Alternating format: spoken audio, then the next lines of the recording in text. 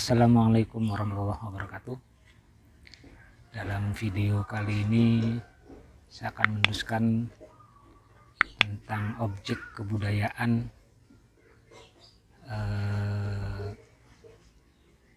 yang seperti dijanjikan di video-video sebelumnya.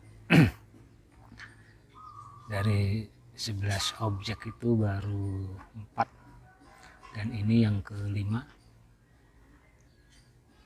Dari manuskrip, ritus, adat istiadat, pengetahuan tradisional, teknologi tradisional, permainan rakyat, olahraga tradisional,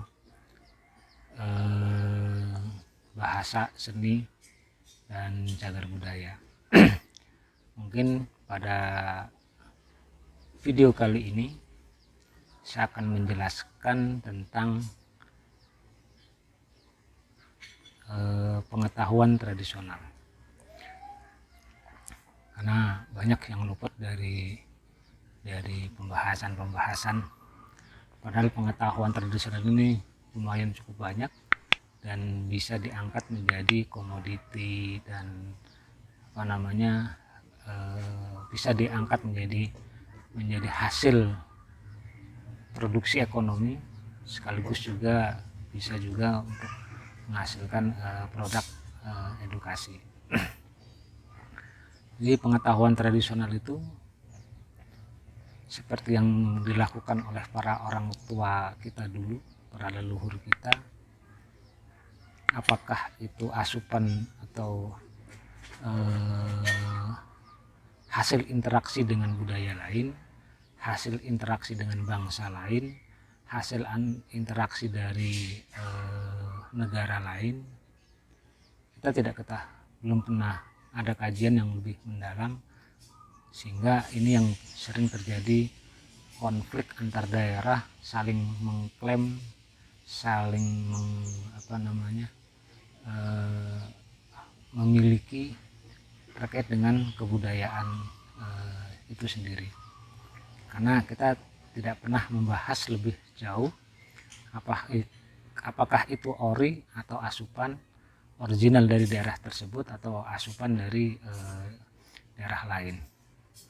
Jadi dari kajian-kajian kebudayaan yang pernah saya lakukan, ternyata banyak juga mengkaji sebuah pengetahuan tradisional, mengkaji sebuah suatu kebudayaan, itu pasti ada hubungan interaksi dengan daerah lain, dengan bangsa lain, dengan negara lain, sehingga proses akulturasi itu yang kita tidak boleh melakukan mengklaim sepihak dan harus menghargai kebudayaan-kebudayaan yang masuk di daerah kita atau daerah kita yang keluar objeknya. Itu pengetahuan tradisional itu diantaranya ya kayak kuliner, itu berdasarkan pengetahuan tradisional, bagaimana meracik rasa, bagaimana caranya meracik bumbu sehingga menjadi yang nikmat untuk dihidangkan, atau obat dan pengobatan itu masuk di pengetahuan tradisional, atau mitigasi bencana, atau bagaimana orang dulu memahami dunia astronomi yang dikenal dengan istilah astrologinya, bagaimana orang dulu memahami ciri-ciri alam, itu pengetahuan dan bisa dibuktikan secara ilmiah kalau memang itu dikaji lebih mendalam. Contoh kecil, saya di beberapa dokumen kuno bahwa di situ hanya menyebut orang Banten, orang Nusantara, ketika terjadi konflik dengan bangsa lain atau dengan internal, maka ketika melakukan pelarian atau melakukan pengungsian atau melakukan mencari suaka ke kerajaan-kerajaan lain, jika melalui laut, maka yang dibawa itu asam. asem, buah asem yang sudah dibuang bijinya itu sengaja itu yang selalu dibawa, dimasukin ke dalam bumbung, dalam bambu, karena dulu medianya itu bambu, kalau nggak bambu ya gerabah, media untuk penyimpanan asam tersebut. Dan 3 tahun yang lalu saya ada pengalaman menarik ketika mau ke laut, bahwa ada kakek-kakek yang mengatakan, kenapa kamu ke laut harus membawa air? Bukankah laut itu juga air? Silahkan bawa ini, dikasih segenggam asam. Dan rupanya asam itu ketika diolah diajarkan bagaimana cara menawarkan air laut, dan air laut itu bisa tawar dengan asam tersebut. Dan dalam tergantung kadar zat asamnya, dan itu rupanya senyawa antara asam dan garam di ilmu kimia, dan ini bisa dikembangkan.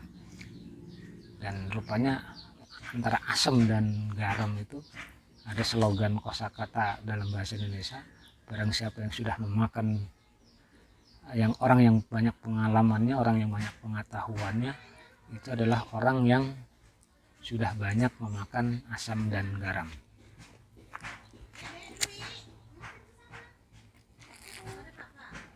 Itu tentang pengetahuan tradisional, dan masih banyak lagi hal-hal yang tentang pengetahuan tradisional.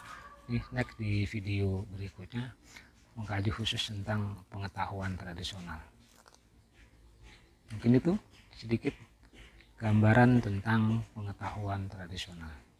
Mudah-mudahan video ini bermanfaat, dan jika bermanfaat silahkan share. Jika memang ada tambahan pengetahuan yang lain silahkan komen. Jika ini dianggap membantu untuk keberlangsungan hidup, silahkan subscribe, karena subscribe gratis. Dan cukup sekian. Akhir kata, wassalamualaikum warahmatullahi wabarakatuh.